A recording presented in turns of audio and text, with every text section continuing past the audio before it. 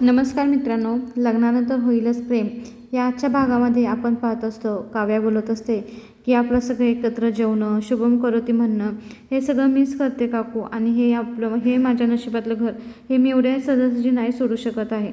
असं बोलल्यानंतर इकडे तिथं जीवा आलेला असतो आणि जीवाला पाहून मात्र त्या काव्या बोलायची थांबलेली असते. आता मात्र ही मालिनी म्हणत असते, जीवा थांब, इकडे बस. असं बोलल्यानंतर जीवा म्हणत असतो, काय झालं आई? तर यावरती आई म्हणत असते, काय नाही रे, मी तुला सांगते, तो ऐकतच नाही, ये नाही ते बस. असं बोलून आता जीवाला तिथे मालिनीनं बसायला सांगितलेलं असतं. आता जीवा तिथे टेबलवरती येऊन बसल्यानंतर मात्र हे दोघे एकदम अनकम्फर्टेबल झालेले असतात. हे आता हिच्या मालिनीच्या लक्षामध्ये आलेलं असतं. तेवढ्यातच आता काव्या का करते, मी येते काकू, असं म्हणून उठायला लागलेली असते. तेवढ्यातच आई म्हणत असते की आली आहेस ना तर आता गाठी सोडवून जा, अशी जाऊ नको. असं म्हणल्यानंतर इकडे ती काव्या म्हणते, थोडा वेळ थांबते, परत उठते, मी लगेच चहा करते म्हणून उठायला लागलेली असता. मालिनी तिला थांबवते, बोलते, बस जरा थांब, शांत राहा, गडबड करू नकोस, एवढी काय हायपर होऊ नको, असं तिला म्हणलेले असते. आणि ती उठून निघालेली असताना मात्र तिला उठून जाऊन दिलेलं नसतं आईनं, आणि आता खाली बसवून घेतलेलं असतं. त्यानंतर आई बोलत असते की मला तुमच्या दोघांशी बोलायचं आहे. असं बोलल्यानंतर ते दोघे जरासे टेन्शनमध्ये आलेले असतात. तेवढ्यातच काय होतं, ती म्हणते, आता तुम्ही दोघं, असं बोलल्यानंतर हे दोघे म्हणतात की आमच्या दोघांमध्ये असं काहीच नाही. असं बोलल्यानंतर आई म्हणत असते की अरे थांबा, मला जरा विचारून तर द्या, मी विचारायच्या आधीच काही उत्तर द्यायला लागलाय तुम्ही. अरे बाबांनो, तुमच्यात काय नाही हे मला माहिती आहे ना, मी तुमच्या भूतकाळाबद्दल विचारत आहे. मी असं कसं विचारेन तुम्हाला, सांगा बघू. काव्याला पाच्या प्रेमामध्ये पडताना मी पाहिले, जीवाला हळूहळू नंदिनीचा जवळ जाताना मी पाहिले, आणि हे सगळं असताना मी तुम्हाला हा प्रश्न विचारेन का, सांगा. मग ती म्हणत असते, काय नाही, मला जे माहीत नाही ते तुम्ही मला सांगा तुमच्या पास्टबद्दल. कसं आहे ना मुलांनो, आता काय तुम्ही लपालपी करू नका, टाळाटाळ करू नका. आता सांगायला काही असं लाजूही नका. जे काय झाले ना ते सगळं तुम्ही सांगा मला. तुमच्या पास्टमध्ये जे काही झालं होतं ते सगळं मनमोकळेपणाने मला तुम्ही सांगा.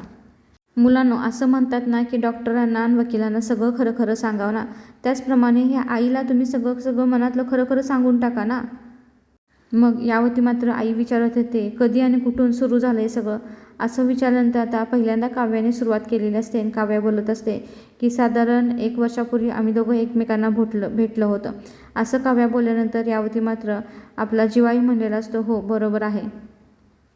आणि असं आता काव्याने सांगितल्यानंतर इकडे जीवा बोललेला असतो की त्यानंतर मी काव्याला प्रपोज केलं. मग त्यावरती आई त्याच्याकडे पाहत राहिलेली असते, पण त्याला कसं तर एकदम अनकम्फर्टेबल वाटतं, म्हणून तो ना पटकन खुर्चीतून उठून निघालेला असतो. आई म्हणतो, आई सोड नाही सगळं, आता नको आहे.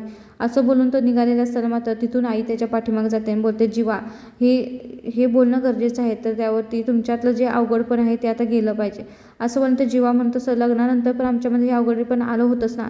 तर त्यावरती आई म्हणत असते, म्हणून सांगते, हे जे अवघडलेपण आहे ना, हे तुमच्यामधलं संपलं पाहिजे. हे बघ, हे सगळं संपवायला पाहिजे, बोलायला पाहिजे. हे बघ, उद्या उठून नंदिनी पार तुम्हा दोघांना हे सगळं विचारणार आहेत ना, तेव्हा तुम्ही दोघे काय करणार, तेव्हा कसं बोलणार. त्यामुळे तुम्हा दोघांना आत्ता बोलावं लागणार आहे. हे बघ बाळा, कोणत्याही प्रॉब्लेमवरती सोल्युशन तेव्हाच मिळतं जेव्हा आपण त्या प्रॉब्लेमवरती बोलतो. त्यामुळे मी सांगते तुला, फेस इट, बोल त्यावरती, प्रयत्न कर तू, असं आता आईने त्याला समजावून सांगितलेलं असतं. मग आता जीवा बोलायला सुरुवात बोलतो की मी काव्याला तेव्हा प्रपोज केलं होतं आणि आमचं अफेअर चालू झालं.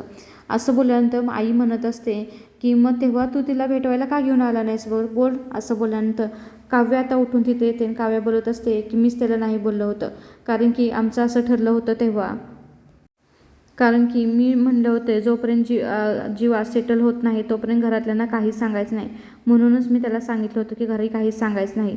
मग त्यावरती मात्र जीवा म्हणतो, त्यानंतर म्हणून आम्ही सांगितलं नव्हतं. आणि त्यानंतर काय झालं, दादाचंच लग्न ठरलं. आणि दादाचं लग्न ठरल्यानंतर आम्हाला माहिती नव्हतं की दादाचं लग्न नंदिनीबरोबर ठरलेलं आहे. पण जेव्हा आम्हाला समजलं की ह्या दोघांचं लग्न ठरलं आहे तेव्हा मात्र आम्ही खूप खुश झालो होतो, कारण की आता समजलं की परत आमचंच लग्न होणार आहे. पण काय, लग्नाच्या दिवशी वेगळंच होऊन बसलं. लग्नाच्या दिवशी त्या लहान मुलीला मी दवाखान्यामध्ये घेऊन निघालेलं असताना मला दिसलं की नंदिनीला कोणीतरी किडनॅप करून घेऊन निघालेलं होतं. आणि त्यानंतर मी नंदिनीला तिथं जाऊन गुंडांपासून सोडवून घेऊन येत होतो. आणि जेव्हा आम्ही दोघे येत होतो मंडपामध्ये तेव्हा मात्र खूप उशीर झाला होता. सगळं गोष्टी होऊन बसल्या होत्या. तेव्हा मात्र काव्या म्हणत होती की आमची वेळ चुकली होती काकू. त्यावेळी आमची कुणाशीच काही बोलायची खरंच मनस्थिती नव्हती. तसं पण तुम्हाला सांगू का, लग्नानंतर मी बऱ्याच वेळ जीवाला सांगत होते की आपण सगळ्यांना, घरातल्या सगळ्यांना सांगून टाकूया. मग असं बोलल्यानंतर इकडे काव्या म्हणत असते की मी बऱ्याच वेळा जीवांना बोललं होतं ना की सांगू टाकूया. मग यावरती मात्र काकू म्हणत असतात मग काय झालं असं म्हणल्यानंतर इकडे की ते बोलत असते की नाही ते नाही म्हणले म्हणून. तर जीवा म्हणतो हो बऱ्याच वेळा ती बोलली होती की आपण सगळ्यांना घरातल्यांना सांगून टाकूया, पण मी तिला तसं बोलून दिलं नव्हतं. इकडे काव्याही बोलली होती की मी बऱ्याच वेळा ना जीवावरती प्रेशर टाकलं होतं आपण सगळं खरं खरं सांगूया, पण इकडे मात्र जीवा बोलतो की हो मीच नाही बोललं होतं. आणि तेव्हा मात्र ती बोलली होती आणि म्हणली की ह्या छातीवरचं तुझं टॅटू जे आहे ते सगळ्या मी जगाला दाखवेन. असं बोलल्यानंतर मग काकू म्हणत असते की मग तू काय म्हणलास. मग त्यावरती तो म्हणला की मी म्हणलं होतं की या जगामध्ये काय तू एकटीच काव्या नाही, मी सांगेन दुसरी कोणतर काव्या होती म्हणून. अरे जीवा, एखादी मुलगी जर तुझ्याकडे मदत मागत असेल तर तू तिला असं ओढून उत्तर दिलंस. खरं सांग का तुम्हा दोघांना, तुमचं हे सगळं ऐकल्यानंतर ना माझ्या अंगावरती शहारे झाले आहे.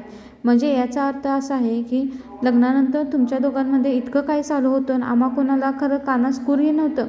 असं आता जेव्हा काकू म्हणले असते तेव्हा मात्र काव्या काकूंच्याकडे पाहत राहिलेली असते आणि जेव्हा मात्र आईकडे पाहत असते की आई आता आपल्यावरती किती चिडणार आहे, आईला खरंच राग आला आहे का आपला, असा हे दोघेही विचार करत असतात. आणि काकू खरंच त्या दोघांवरती चिडलेली असते. काव्या, तू अशीच एकटीच कुडत बसलीस, तू एकटीच त्रास करत घेत बसली, गुदमराई झाला असेल ना गं तुला, असं तर काव्याला सासूने विचारलेलं असतं. कसं आहे सांगू तुम्हाला, मी फक्त जीवांशी भांडत बसले नव्हते, मी ना स्वतःच्या मनाशीच भांडत बसले होते.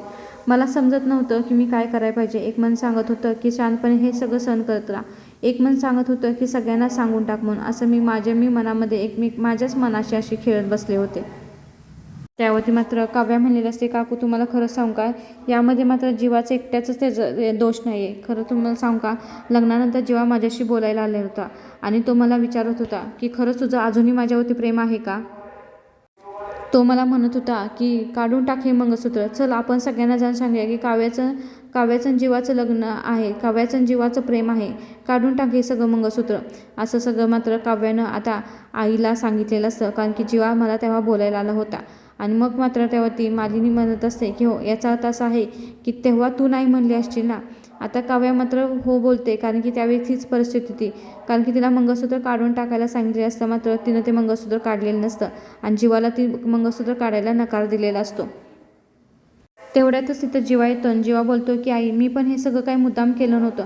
तुला सांगू का, लग्नादिवशीच मी काव्याकडे गेलो होतो आणि काव्याला मी सांगितलं होतं की आपण सगळं घरातल्यांना सांगूया, हवं तर मी सांगतो तू सांगू नको, मी सांगतो घरातल्यांना, पण आपण सगळं घरातल्यांना सांगूया. मग त्यानंतर आम्ही ठरवलं होतं की सांगायचं म्हणून, पण काय झालं घरी आल्यानंतर आम्ही नंदिनीची परिस्थिती बघितली आणि जर नंदिनीला सांगितलं असतं तर तिनं तिच्या जीवाचं काही तर बरं वाईट केलं असतं, म्हणूनच आम्ही तेव्हा सांगितलं नाही. आणि परत त्यानंतरही ठरवलं होतं आम्ही की घरातल्यांना सांगायचं, पण तेवढ्यातच काय झालं की नंदिनीच्या आईला हार्ट अटॅक आला, त्यामुळेही आम्हाला सांगता आलं नाही. आणि ही सगळी वेळ अशी येत होती की आम्हाला घरातल्यांना काहीही सांगता येत नव्हतं, काहीच बोलता येत नव्हतं. मग असं बोलल्यानंतर मात्र माता मालिनी बोलत असते मग झालं काय नक्की, मग हे सरलं कसं, नक्की झालं काय तुमच्या दोघांमध्ये, का ते हळूहळू असंच ते विरघळत गेलं, विषय काय झाला असं विचारत असते. आता आईनं असं विचारल्यानंतर मात्र जीवा एकदम हायपर होतो आणि नंतर असं जरासं थोड्यानंतर ते पुढं जातं चालत आणि बोलतो की नाही आता तुला सांगू का, शेवटी तो दिवस आला आणि त्या दिवशी मात्र मी माझ्या छातीवरती काव्या नावाचं टॅटू जाळून टाकलं आणि मग शेवटी आमच्या भूतकाळाला पूर्णविराम मिळाला असं आता जीवानं सांगून टाकलं होतं. कारण की त्यांना आईला त्या आत्तापर्यंत हे माहीतच नव्हतं की त्याला ते भाजलं होतं, हेच तिच्या डोक्यामध्ये होतं. आता त्यानं सगळं खरं खरं सांगितलं होतं. आता हे सगळं खरं खरं कळाल्यानंतर मात्र मानिनीला खूप वाईट वाटलं होतं आणि तिला पटकन आता जीवाकडे चालत पळत जाते आणि बोलते काय जीवा, याचा अर्थ तुम्ही तेव्हा फार्म हाऊसला गेला होता ते तुला भाजलं नव्हतं, तू हे केलं होतंस. तर यावरती मात्र काव्या बोलत असते हो काकू हेच खरं आहे, हो हेच खरं आहे. आणि त्यानंतर आम्ही आमच्या नात्याला क्लोज दिला. आणि मग जीवा म्हणतो त्यानंतर हो आम्ही हे सगळं बंद केलं आणि त्यानंतर आम्हाला जे मिळालं आहे त्याबद्दल आम्ही विचार करायला लागलो, आमच्या नशिबात जे पदरात पडलं आहे त्याचा विचार करायला लागलो आणि त्या दिशेने आम्ही पुढं जायला लागलो, असं आता जीवा आणि काव्या दोघेही सांगत असतात. मग जीवा म्हणतो की मग आमच्या लक्षात आलं की आम्हाला काय मिळालं आहे. तर यावरती मग काव्या म्हणत असते की मला पार देशमुख मिळाले, जे माझ्यावरती अनकंडिशनल प्रेम करत आहेत असे मला हिरो भेटले. काव्या बोलत असते की मला ग्रीन फ्लॅग मिळाला. असं बोलल्यानंतर इकडे मालिनी म्हणत असते ग्रीन फ्लॅग म्हणजे हिरवा झेंडा, काय म्हणायचं आहे तुम्हाला. असं बोलल्यानंतर इकडे जीवा समजावून सांगतो की आई ग्रीन फ्लॅग म्हणजे काय माहिती आहे का, नात्यातली अशी व्यक्ती जी एकदम परफेक्ट असते. मग काव्या म्हणत असते जी कायम जी कायम तुम्हाला समजून घेते, त्यावर ते इकडे आपला जीवा म्हणत असतो, जी नात्याला प्रेफरन्स देत असते, जी तिच्या मनाचा जास्त विचार करत असते. आता ह्या दोघांनी ग्रीन फ्लॅगबद्दल जी सांगितलं त्यावरती मालिनी म्हणत असते की या ग्रीन फ्लॅगबद्दल तुमच्या किती चुकीच्या मनामध्ये आहे तुमच्या कल्पना सांगा बघू मुलांनो. एक तर तुम्हाला सांगू का, कुठलंही नातं किंवा कुठलीही व्यक्ती परफेक्ट कधीच नसते. तुम्हाला सांगू का, कुठल्याही नात्यामध्ये कधी परफेक्ट काहीच नसतं. याचा अर्थ तुम्ही म्हणताय की फक्त एकच व्यक्ती परफेक्ट पाहिजे, मग असं नाही ना होत. नात्यामध्ये असं होऊ शकत नाही. एकच व्यक्तीनं प्रयत्न करायचे असं असतात का? तुम्ही मला सांगा, एखाद्या जोडप्यामध्ये इक्वॅलिटी नसेल तर उपयोग काय आहे त्याचा? आणि जेव्हा तू म्हणतोयस ना ती ग्रीन फ्लॅग व्यक्ती तुम्हाला प्रेफरन्स देते का? असं का असावं? एकाच व्यक्तीने का मोडता घ्यायचं? एकाच व्यक्तीने का प्रेफरन्स घ्यायचा? तुम्ही कोण एवढे मोठे टिकोजीराव आहात सांगा बघू.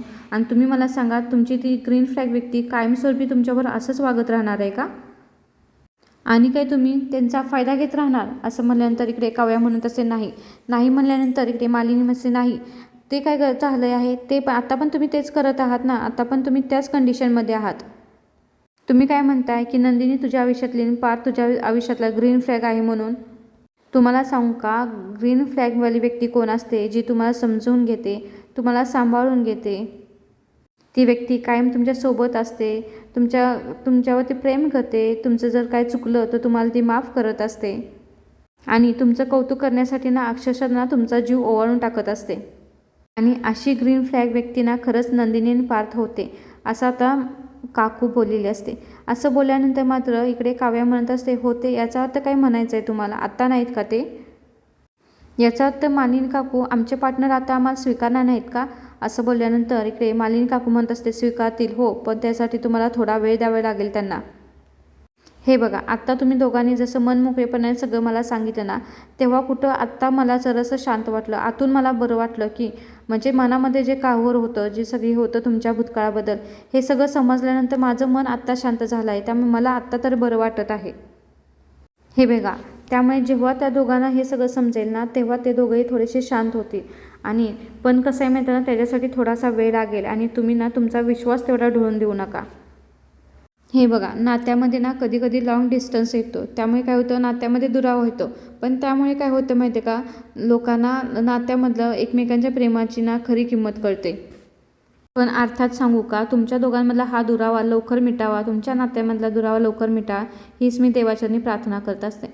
पण तुम्हाला सांगा, त्यासाठी काहीतरी वेगळं केलं पाहिजे हे मला असं वाटतं. आता आई असं बोलल्यानंतर मात्र जीवा म्हणत असतं की हो आई, काय करायचं असेल ते सांग बघू, मला आम्हाला काही करायला तयार आहे. तर यावरती काव्या म्हणत असते हो ना, मी तर एवढी हडतूड केली ना माझ्या बोक्याला. असं बोलल्यानंतर मात्र इकडे जीवा आणि मालिनी दोघेही हसायला लागलेले असतात. म्हणजे मला असं म्हणायचं आहे की मी देशमुखांना खरंच खूप त्रास दिला आहे आणि त्याची भरपाई करायची मला खरंच संधी पण मिळालेली नाही आहे.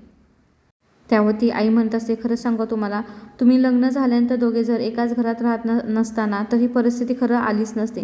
पण असं कसं आहे माहिती आहे का, ज्या गोष्टी झाल्या त्यावरती आपण काहीच करू शकत नाही, बदलू शकत नाही.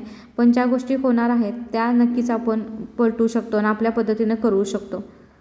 आता आई म्हणत असते की तुम्हा दोघांना तुमचे पार्टनर गमवायचे नाहीत ना, मग मी आहे ना, मी तुम्हाला मदत करते, फक्त तुम्ही तुमच्यातला विश्वास ढवळून देऊ नका.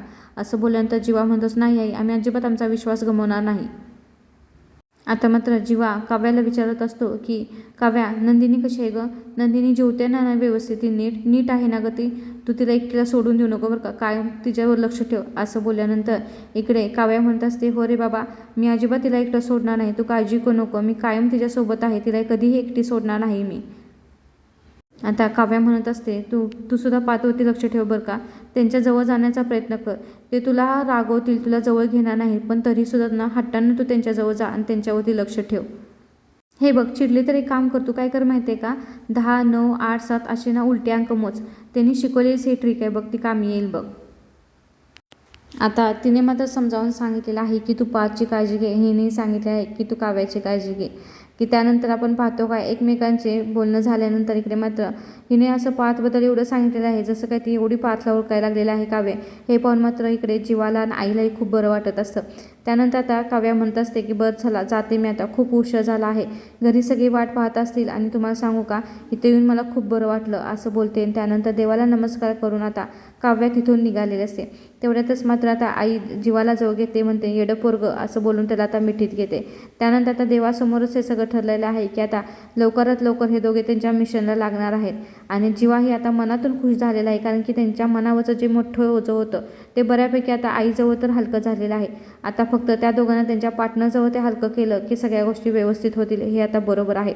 त्यानंतर आपण पाहतो काय इकडे मात्र की अजूनही पार्थ आणि नंदिनी एकमेकांबद्दल फोनवरती बोलत असतात. त्या दोघांना त्यांच्या पार्टनरबद्दल काय वाटत आहे ते एकमेकांशी शेअर करत असतात. आणि पार्थ बोलत असतो तर तो म्हणत असतो की नाही नंदिनी, तुम्ही जे केलं आहे तेच मला करायचं आहे. असं बोलल्यानंतर नंदिनी म्हणत असते पार्थ प्लीज तुम्ही ॲक्सेप्ट करा ना जे झालं आहे ते सगळं.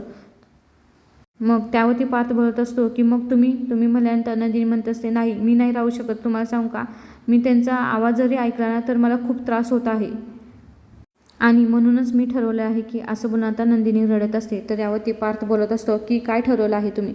तर नंदिनी म्हणत असते म्हणूनच मी ठरवलं आहे की मला डिवोर्स फास्ट ट्रॅकवरती हवं आणि त्यासाठी मला मात्र जीवांना भेटावं लागेल आणि त्यांना हे मनवावं लागेल, हेही मला माहीत आहे.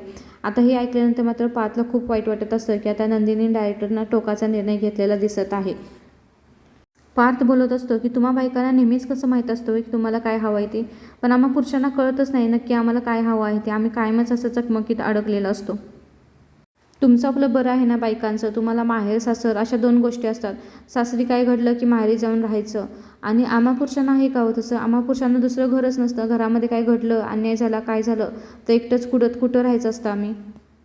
खरं सांगू का मला आता आपल्या घरी जायचीच इच्छा होत नाही. आणि माझ्या आधी म्हणलेलं असतं आमच्या परत चूक दुरुस्त करतो आणि बोलतो की माझ्या बेडरूममध्ये जायची तर मला आता अजिबात इच्छाच होत नाही. आता आता जेव्हा पार्थ सांगत असतो की मला माझ्या रूममध्ये खोलीमध्ये जायची इच्छासुद्धा होत नाही, तेव्हा मात्र आपण पाहतो का इकडे काव्या आलेले असते त्यांच्या बेडरूममध्ये. आणि जेव्हा काव्या त्या बेडरूममध्ये येत असते तेव्हा मात्र हळूहळू प्रत्येक गोष्टीतून तिला प्रत्येक गोष्टीची आठवण होत असते.